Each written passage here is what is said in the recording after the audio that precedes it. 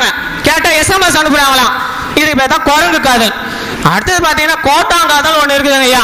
என்ன இது புதுசான ஒரு காதலை சொல்றானே அப்படின்னு பாக்காதீங்க. நைட்ல என்ன பண்ணுவோம்னா போர்வை இழுத்து போத்திப்பாங்க. போத்திக்கிட்டு செல்போன காதல வச்சுப்பாங்க. வச்சுக்கிட்டேன் அந்த கோட்டை அப்படிதானே கத்தா. இது பேர் தான் போட்டாங்காதல். சரிங்களா? ஆனா இன்னைக்கு பாத்தீங்கன்னா பைக்ல ஒரு பொண்ணு ஒரு பையனை போக சொல்ல காற்றுக்கு கூட இடைவெளி கொடுக்கறது கிடையாது. காற்றுக்கு கூட இடைவெளி கொடுக்காம போறாங்க. இருட்டி போனா அந்த காதல் இல்லாம போயிருது. இதுக்கு பேர் தான் இவங்க காதலாம். வேதனையா? அவரோட வேதனை எவ்வளவு சொல்றாரு பாருங்க. அவங்க வண்டியில போனா உனக்கு என்னையா?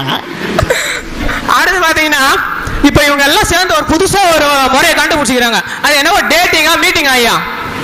அப்படின்னா என்னன்னா ஒரு பொண்ணோ ஒரு பையனோ நாள் ஃபுல்லா ஒன்னாவே ஊர் சுத்துவாங்களாம்.